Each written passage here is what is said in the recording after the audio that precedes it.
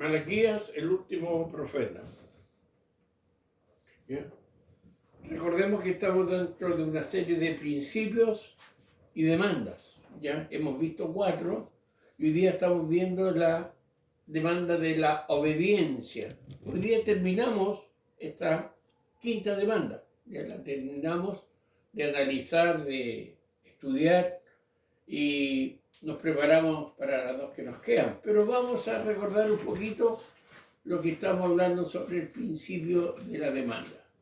Dijimos que el tema de los diezmos está presente a lo largo de la historia de la Biblia, y Malaquías 3:10, que estuvimos predicando la semana anterior, solamente es un pasaje de toda una serie de hechos que se refieren al tema. El diezmo, hermano, no es algo solo Malaquías y uno por allá, no, es una línea que corre a través de todas las escrituras, ¿ya?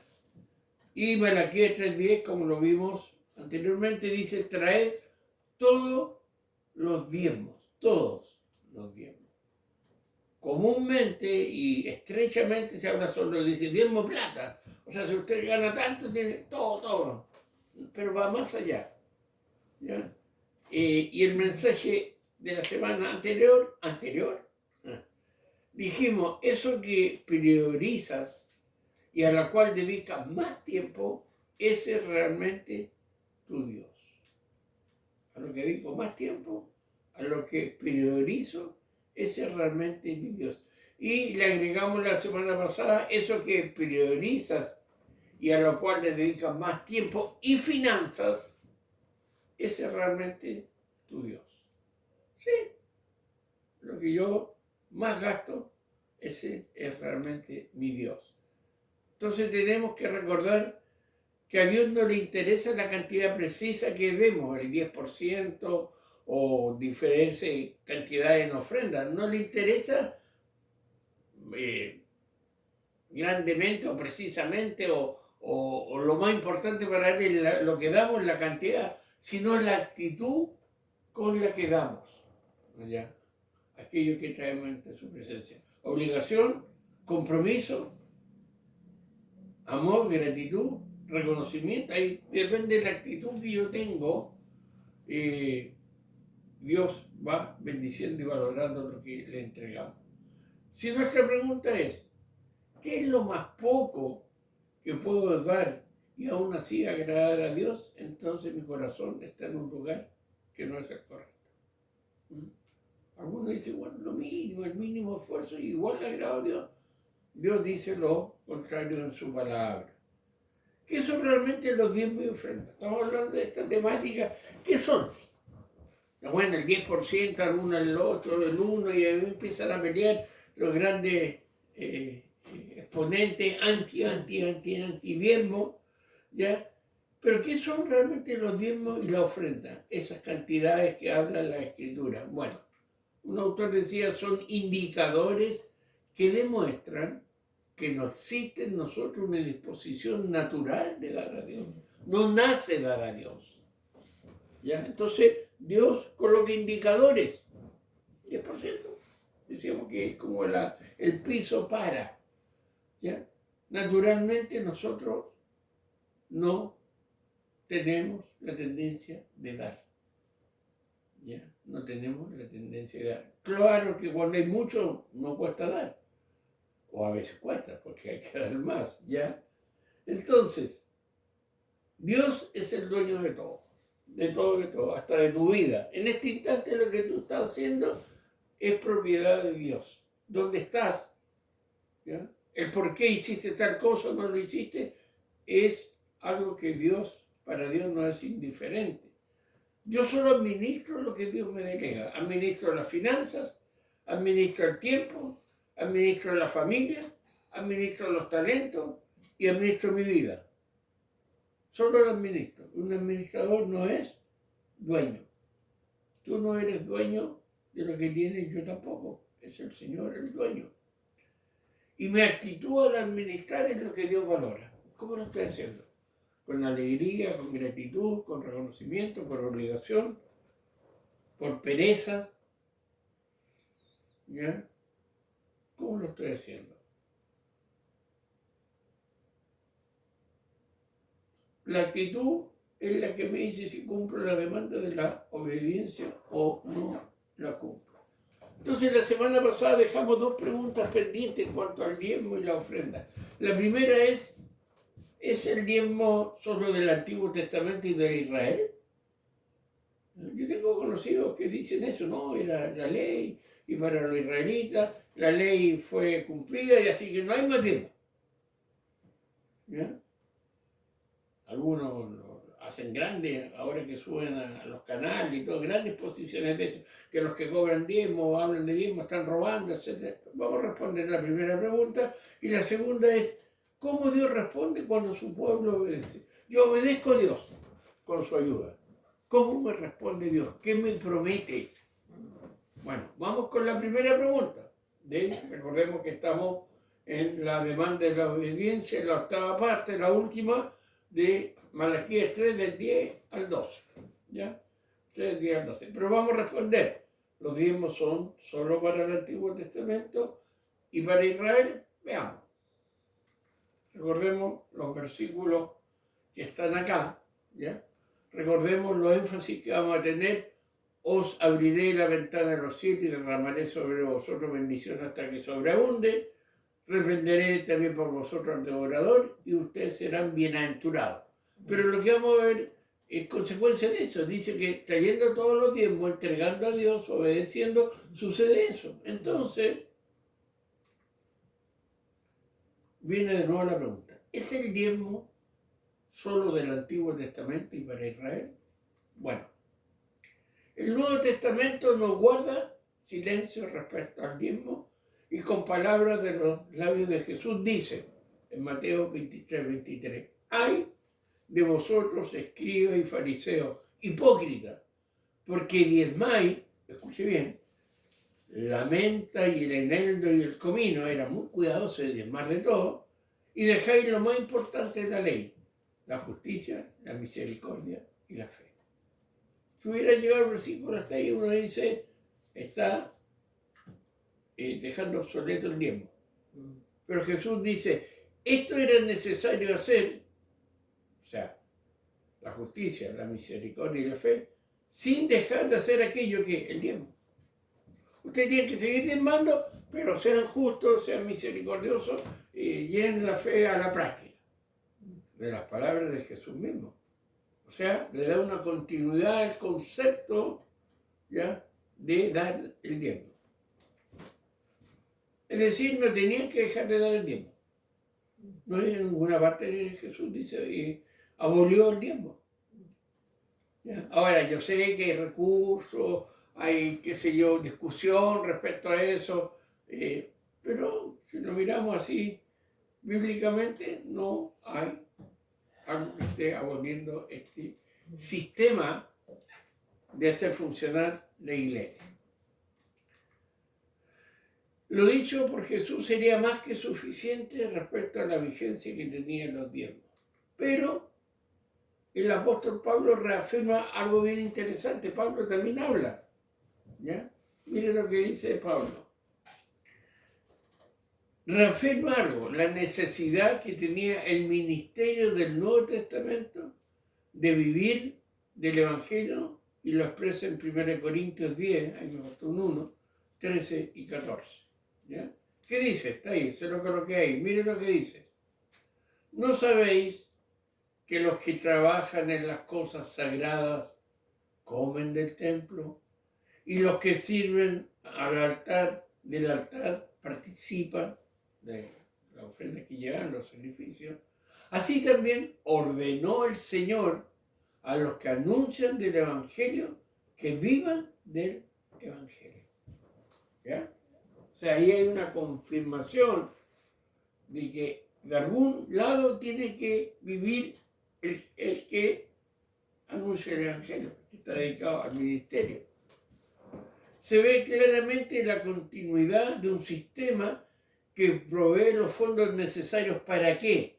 Para predicar el Evangelio, para cumplir con la obra misionera y sostener a los ministros del Señor. Ahí están los tres grandes bases del uso de diezmo y ofrenda. predicar el Evangelio, invertir en lo que predica el Evangelio, cumplir la obra misionera, ir a otros lados, llevar la palabra de Dios y sostener a los ministros del Señor que se dedican 100% a la obra del Señor. ¿Ya? Son los tres grandes fines de este sistema, ¿ya? Para proveer fondos. La Biblia no habla de rifa, de completar, no es ridículo, pero no habla de que usted tiene que recibir algo para dar algo. No, habla de dar de acuerdo a cómo produce el corazón y con también un porcentaje de lo que Dios nos prospera a cada uno de nosotros. Hermano, el tema de los diezmos tiene un amplio sustento en la Escritura. Su obediencia no está limitada a pasajes aislados, sino a una coherencia teológica y práctica. ¿Ya? Sin entrar en un estudio más detallado de los diezmos, por el énfasis que estamos viendo en cuanto a las demandas, no limitaremos a decir qué cosa, que la vigencia de esta demanda responde al principio de la obediencia que el pueblo de Dios debe cumplir en el contexto del pacto. Soy el pueblo del pacto, creo que Dios es un Dios del pacto, ¿ya? Que está instituido en la palabra de Dios. Bueno, debo responder a este principio, a esta forma que Dios entrega de proveer lo que la iglesia necesita. ¿Ya? Obediencia. ¿Cómo? Mínimo a través de diezmos y ofrendas.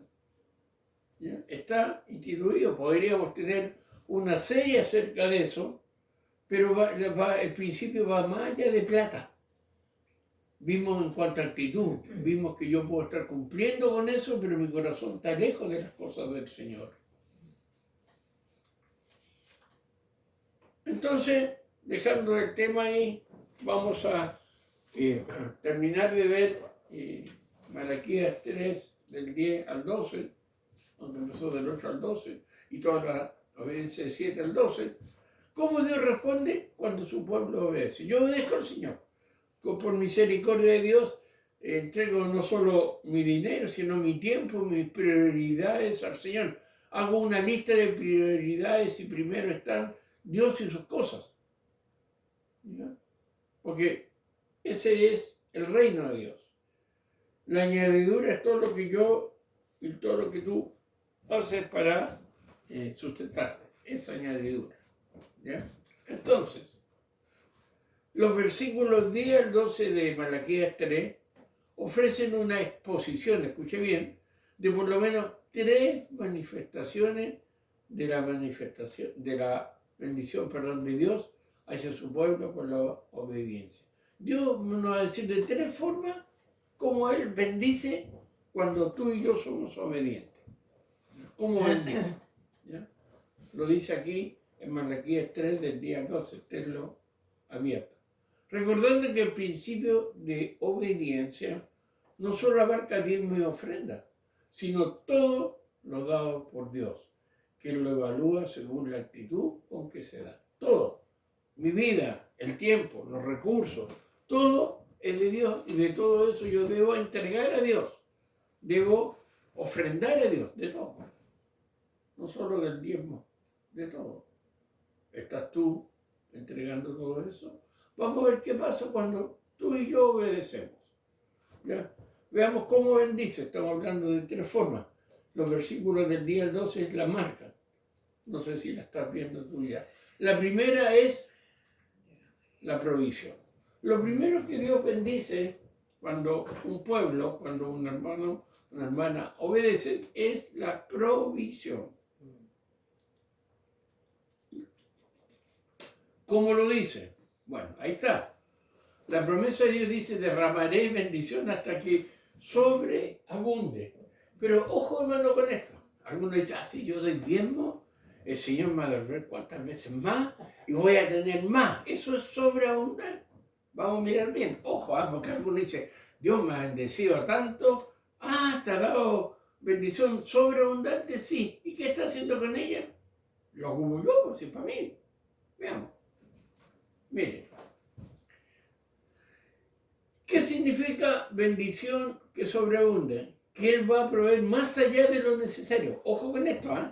Cuidado con esto. Tienes más de lo necesario, provee Dios más de lo necesario, te llegó más de lo necesario, hay más de lo necesario, está sobreabundando, perdón, la bendición de Dios. Bueno, Él está dando más.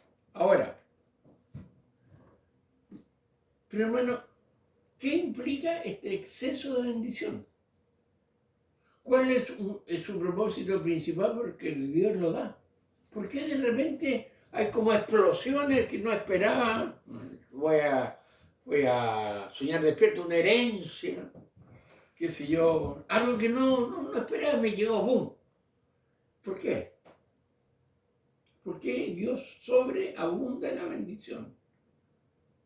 Dice, yo voy a sobreabundar en la bendición. Bueno,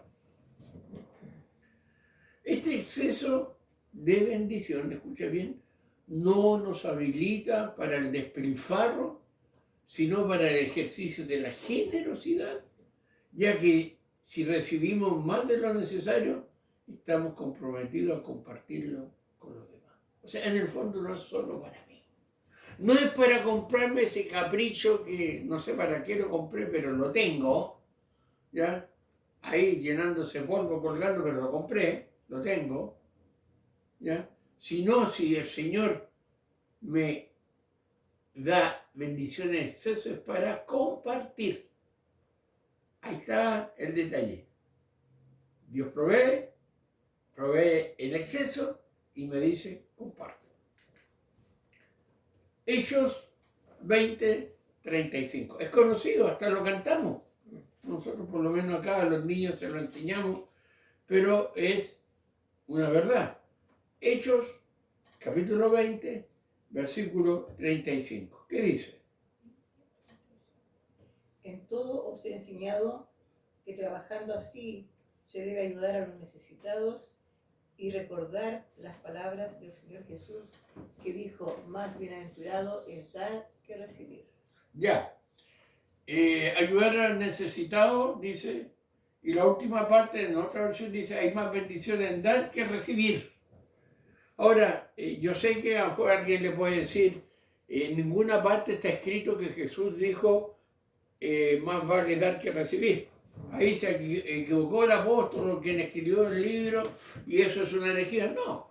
Recuerden que Juan dice que hay muchas cosas que Jesús hizo que no están escritas.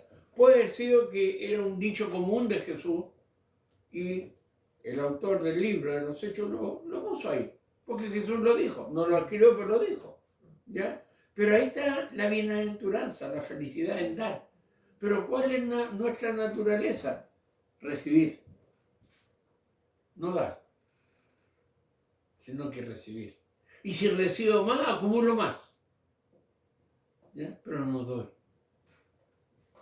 Ahora, cuando Dios habla de provisión, no está diciendo que esta bendición, o sea, sobreabundar, tiene más que abundancia. Bueno, si es así, si tú miras alrededor y Dios está sobreabundado contigo, está enfocado en formar el carácter generoso del pueblo antes que llenarlo de gran cantidad de bienes, porque recibir una bendición totalmente desproporcionada en comparación con lo que merecían por su arrepentimiento, muestra la increíble generosidad de Dios. Te explico esto.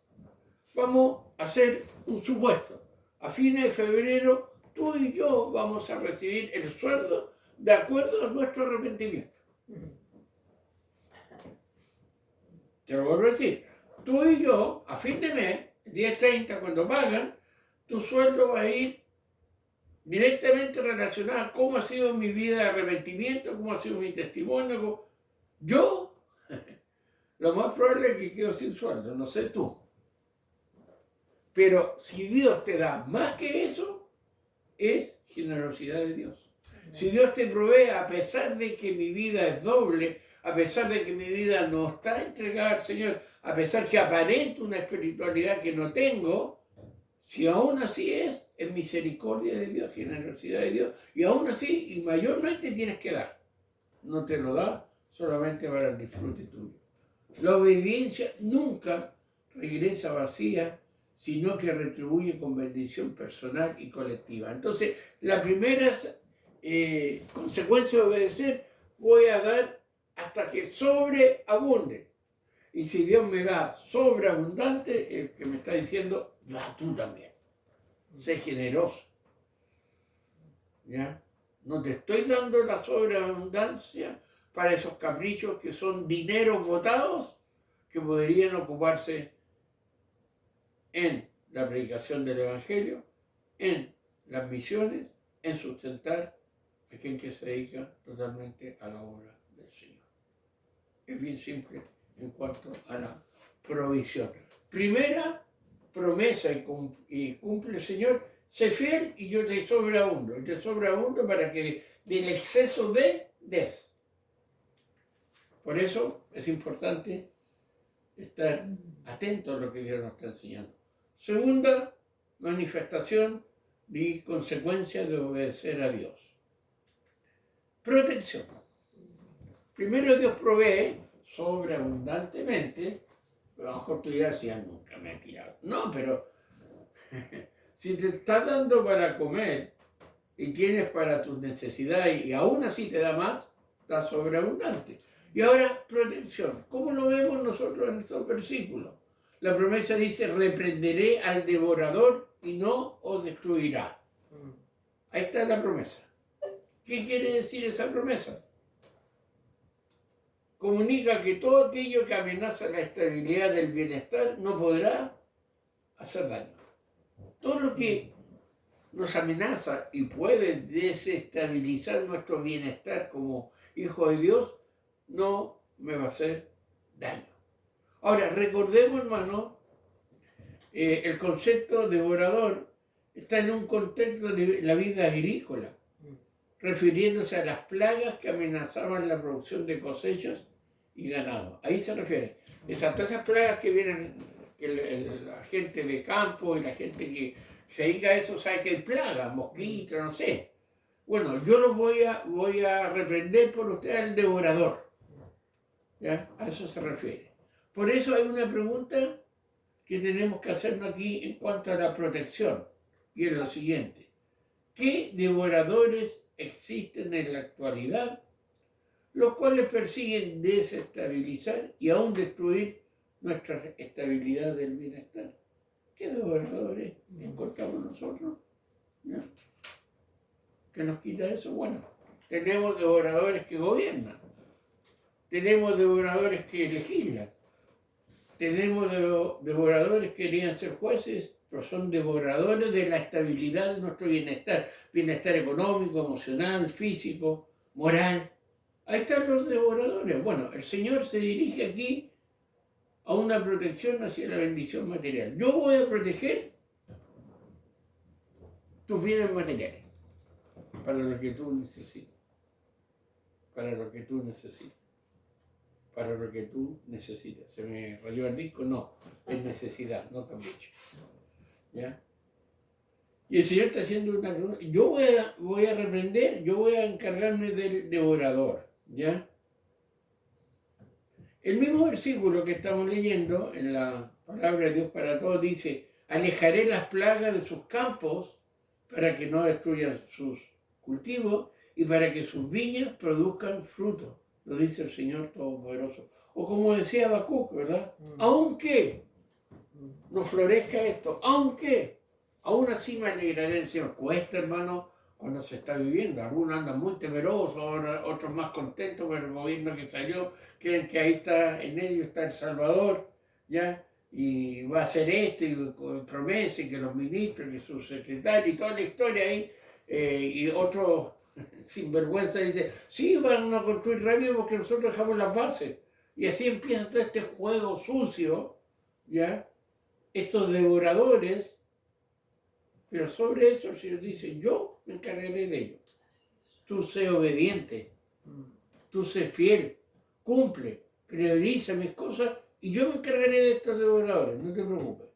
¿Ya? Ahora, hermano, hay un aspecto de devorador con respecto al bienestar espiritual. Una protección contra el devorador de ese bienestar. Porque no solamente la parte material, sino lo podemos aplicar a la parte espiritual. Esta protección de Dios respecto a lo que espiritualmente nos puede dañar, está la soberanía de Dios sobre nosotros. Es decir, Dios sabe a quién deja entrar y a quién cierra las puertas de nuestra vida. Interesante eso. Está controlando eso. Ya tiene una soberanía. Entonces, hay una protección. Fíjense que hay una provisión, hay una protección.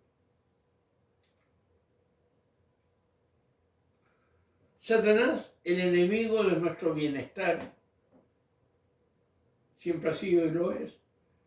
Y cuando no damos a Dios lo que corresponde, Él se encarga de devorarlo. El tiempo, los recursos, inclusive la juventud, los talentos. Cuando yo no se los doy a Dios, no doy como debo dar, Satanás dice, venga para acá. Yo me los devoro. Yo me encargo de eso. ¿Ya? Y aquí, hermano, quiero compartirle un ejemplo, un testimonio bien cortito. Lo encontré muy simpático, pero a la vez muy objetivo en cuanto a los diezmos. ¿Ya? A veces el gran dolor de cabeza de los pastores es el diezmo. ¿Ya? De eso vivimos. Entonces, bueno, todavía me acuerdo que para la época del COVID había algunos que hacían servicio delivery para cobrarlo, lo que es del Señor. ¿Ya? Bueno, si tienen hijos, tienen que vivir, obviamente, todos necesitamos vivir. Pero este ejemplo es muy interesante, escúchenlo. Un joven pastor le pregunta a un colega anciano sobre cuántos daban el diezmo en su iglesia. ¿Cuántos daban el diezmo en su iglesia? Era una iglesia grande, era un pastor anciano. La respuesta fue que todos los miembros de su iglesia lo daban. ¡Wow! Todos, le dijo el pastor. Muy extrañado, el joven pastor dice, ¿y cómo es eso posible, pastor, que todos den el diezmo en esta iglesia? El anciano le responde, unos lo dan a Dios y otros lo dan al diablo. Pero todos lo dan. Y es una gran realidad. Si tú no estás dándole a Dios, se lo estás dando al otro devorador. Y te cobra más, sin interés ni nada. El Señor nos sea ayudando. Provisión, protección. ¿Ya? Y por último, reputación. Miren lo que dice. La promesa de Dios fue, todas las naciones dirán, bienaventurados. Todos dirán, bienaventurados. A la nación de Israel, al pueblo de Israel. Lo cual comunica que el pueblo de Dios serviría de testimonio frente a las naciones. Un pueblo que da testimonio del Dios verdadero. Un pueblo. ¿Ya? El pueblo escogido del Señor. ¿Qué dice el Salmo 33, verso 12? ¿Ya? Entonces, Dios nos está proveyendo, nos está protegiendo y si cumplimos tenemos una reputación. Nosotros no, Dios, lo que representamos, de quiénes somos. ¿Qué dice el Salmo 33, verso 12? Bienaventurada la nación cuyo Dios es Jehová, el pueblo que Él escogió como heredad para sí. Ya, ahí está. Entonces, pregunta, ¿qué testimonio está dando el pueblo de Dios en nuestra nación? ¿Es un testimonio que pone en alto el nombre de Dios, le da la gloria y lo identifica de los demás? ¿Qué está pasando? Ahora hay una polémica ahí por un personaje que se va a presentar en el festival, que se hace llamar tanto, que yo hasta el momento todas las críticas que le han hecho las encuentro correctas porque son bíblicas. Si yo me identifico como cristiano, si me identifico como ateo, agnóstico, lo que sea, diga lo que diga, haga lo que haga, no hay problema. Pero me identifico como cristiano, tengo que tener un estilo de vida, aunque él tome un personaje. Si usted me dice, pero si un personaje está actuando, bueno, entonces yo mañana puedo actuar como psicópata, como pedófilo, estoy actuando siendo cristiano. Ahí está la característica, la diferencia es que se dice llamar cristiano. Esa es la gran diferencia. ¿Qué testimonio está dando el pueblo cristiano en Chile? Ahí está el desafío. Tú como cristiano. ¿Ya? Bueno, Dios, si yo soy obediente a Dios, Dios me va a proteger, Dios va a proveer y más encima van a hablar como deben hablar de Dios. No solo, no puedo decir bien, porque el inconverso no va a hablar bien de Dios, sino como Dios tiene que ser honrado. Eso es dar la gloria al Señor. Los tres beneficios de obedecer, ¿qué son? Provisión, protección y reputación. ¿Ya? Malaquías 3, del 10 al 12. En el caso particular de los diezmos, Dios realmente quiere comunicar que Él bendice la obediencia. ¿Ya? Es decir, no es correcto pensar que el énfasis de los diezmos está en aquello que recibimos, como si fuera un banco que nos ofrece intereses a cambio de lo que damos. Más bien se centra en la fidelidad que Dios expresa a quien obedece los diezmos, los términos del pacto, y le ofrece y lo hace y bendiciéndole públicamente. No es cuánto voy a recibir, no es un negocio, es la fidelidad de Dios. Y como tomamos el punto, si Dios me diera de acuerdo a mi arrepentimiento, yo estaría pasando hambre. No sé tú. ¿Ya? Entonces, provisión, protección y reputación. Concluimos este quinto demanda de la obediencia diciendo lo siguiente. El principio de la obediencia nos ha enseñado que no hay razón para negarle a Dios lo que es suyo. Todo cuanto existe le pertenece, incluyendo tu vida y mi vida. Así que no venga a decir que eres dueño de tu vida, porque el Señor es el dueño. La confesión de fe de Westminster nos recuerda que a Él, a Dios, son debidos toda adoración de los ángeles, de los seres humanos y toda criatura, porque es el creador y sustentador de todo. Naturalmente, hermanos, los hombres estamos enseñados a recibir, pero no a dar. Eso es por naturaleza. Todos quieren recibir, pocos dan. Y el que da también quiere recibir. A veces no es material, pero es emocional, honra, nombre, reputación. En el diezmo tenemos un recurso formativo que nos empuja a desarrollar el principio de obediencia y establecer una cultura de generosidad. Es la base de, ¿ya? Es la base de. Y si lo estás dando, gloria a Dios. Si no, empieza ya. Y si lo estás dando, estás en la base de. Porque Dios bendice. Lo vimos de qué forma. Debemos considerar la importancia que esto supone, ya que para Dios la actitud de nuestro corazón al diezmar es más valorada que la cantidad dada. ¿Ya? Tú sabes con qué corazón das. Dios no quiere migajas, Dios no quiere sobras, Dios quiere lo mejor para Él. ¿Ya? En tiempo, en prioridad, en recursos, y aún en la vida.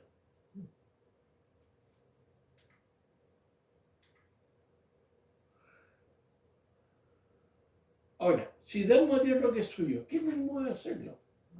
Es bueno pensar que si damos a Dios por conveniencia y no por obediencia, tal cosa solo es un fruto de nuestro egoísmo y no una de nuestra responsabilidad a lo que hemos acordado con Dios.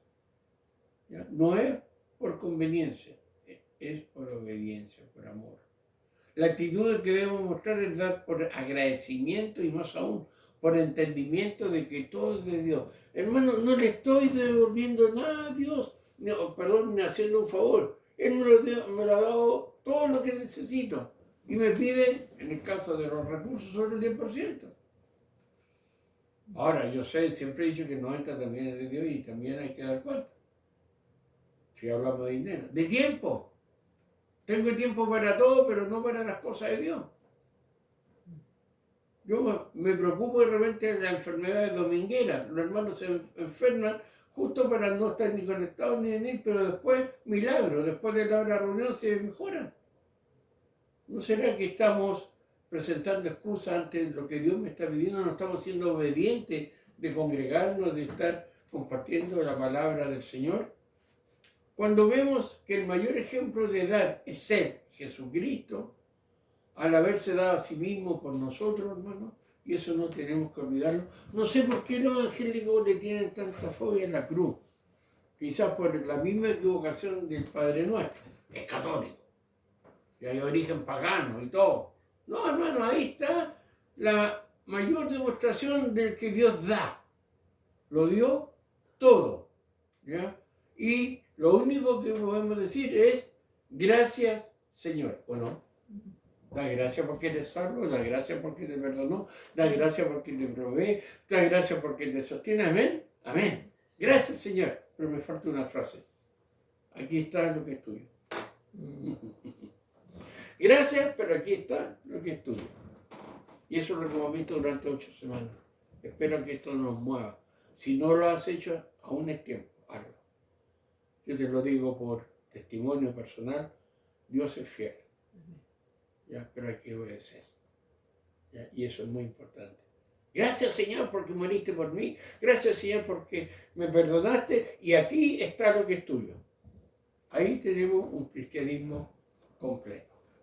Entonces, hermano, estos principios y demandas, les dejo un desafío. Para la próxima semana lea los capítulos 13 al 4:3, que vamos a empezar de la demanda del temor. Hablar del temor. ¿Ya? No miedo, temor.